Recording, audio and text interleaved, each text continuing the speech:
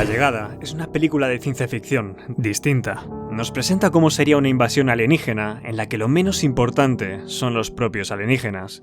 No es una de esas películas en las que la humanidad tiene que luchar contra una amenaza exterior, porque ni siquiera sabemos si estos visitantes son una amenaza. Solo tenemos la certeza de que hay una llegada, pero no sabemos de quién, ni qué quieren de nosotros. Y esta incertidumbre la convierte en una de las mejores películas psicológicas.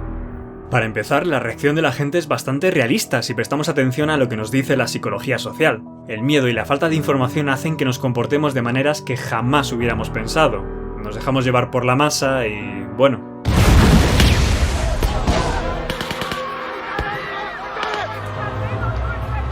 Esta noche la primera fotografía de los extraterrestres se ha hecho viral. Disturbios, saqueos, conspiraciones que incitan a la rebelión, y las grandes naciones bailando entre el secretismo y la necesidad de cooperar ante una amenaza que no alcanzan a comprender. Hemos recibido un mensaje de los... ¡Maldita sea! En medio de todo este caos, hay una persona que sí podría comunicarse con los visitantes, la doctora en lingüística Louise Banks, que a lo largo de la película irá descifrando el complejo idioma de los alienígenas.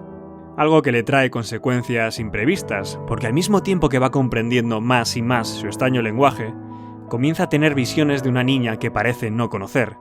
Y esto, por muy extraño que parezca, podría tener una explicación psicológica. Bueno, con muchos matices, veréis. Existe una hipótesis psicolingüística que afirma que distintos idiomas dan lugar a distintas visiones sobre el mundo. O dicho de otra manera, que la lengua da forma al pensamiento. Es la hipótesis Sapir-Whorf en su versión blanda. La inmersión completa en un idioma extranjero puede llegar a reconfigurar tu cerebro. Sí, la hipótesis de Sapir-Whorf.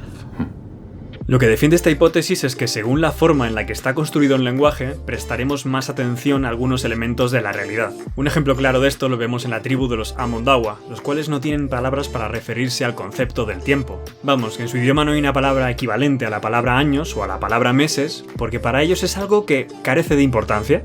En cambio, en una de las regiones de España ocurre todo lo contrario. El idioma gallego contempla unas 70 formas distintas de referirse a la lluvia según su intensidad o duración. Es algo que con otros idiomas no somos capaces de apreciar porque simplemente no hemos desarrollado las categorías lingüísticas y mentales para ello. Y estas pequeñas sutilezas en el lenguaje pueden hacer que personas de distintos países entiendan cosas muy diferentes de un mismo evento. No sabemos si entienden la diferencia entre un arma y una herramienta. Nuestra lengua es confusa y hay palabras con dobles significados. En un estudio se pidió a gente de varias nacionalidades que narraran una historia en base a una serie de imágenes. Lo que se descubrió fue que los hablantes de español se fijaban más en el tiempo en el que la acción transcurría. Los hablantes de inglés hacían más hincapié en la dirección espacial de lo que sucedía, mientras que los hablantes de turco destacaban más a los protagonistas de la escena. Aprendemos a dar importancia a ciertas categorías mentales dependiendo del idioma que hablemos. Sin embargo, la película va mucho más allá. Lo que nos propone es que una vez la doctora Louise Banks aprende el idioma de los alienígenas, esta es capaz de percibir el mundo y la realidad que lo rodea, como lo harían ellos. Y a partir de aquí vienen spoilers. Si uno lo aprende, cuando lo aprende realmente, comienza a percibir el tiempo como ellos. Entonces puede ver el porvenir. El tiempo no es igual para ellos. No es lineal.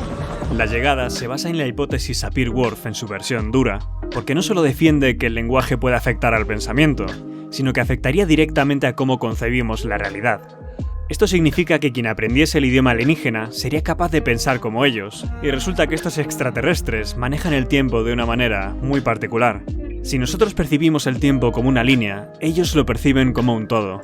Para ellos no existe pasado, presente o futuro, porque todo es parte de lo mismo. De esta manera, la doctora Louise Banks es capaz de hacer cosas tan bonitas como recordar el futuro. Un futuro en el que ve a su hija, que aún no ha nacido. Porque lo que propone esta película es que conceptos como arriba y abajo o antes y después son simples construcciones humanas que dan sentido al mundo a través de nuestras limitaciones, en este caso, de nuestro lenguaje. Por desgracia os tengo que decir que esta hipótesis en su versión más dura se encuentra bastante desacreditada. Sin embargo, es uno de los elementos que la convierten en una de las películas psicológicas más interesantes, porque la hipótesis Sapir-Whorf funciona como un elemento narrativo brutal. La sucesión de los acontecimientos en muchos momentos no es lineal, sino emocional. Nos muestra momentos del futuro y del presente, entremezclados, pero siempre que estén siendo emocionalmente relevantes para la protagonista. Estamos tan limitados por el tiempo, por su orden. Y esto es brillante porque así es como funciona nuestra memoria. Tendemos a recordar mucho más aquellos momentos que van acompañados de un fuerte impacto emocional. Son recuerdos que coleccionamos y que acaban formando nuestra identidad porque son los que dan sentido a nuestra historia. Imagina cómo serías tú si pudieras hacer algo tan extraño como recordar el futuro.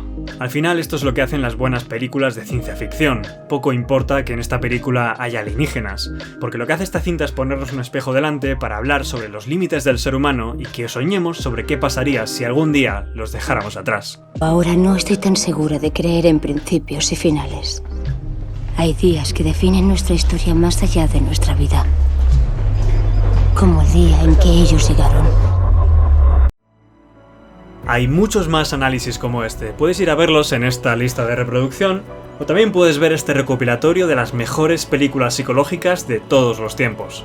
Y si te apetece algo distinto, siempre tendrás otros vídeos de psicología social en mi canal. Al final, tú decides. Hasta otra.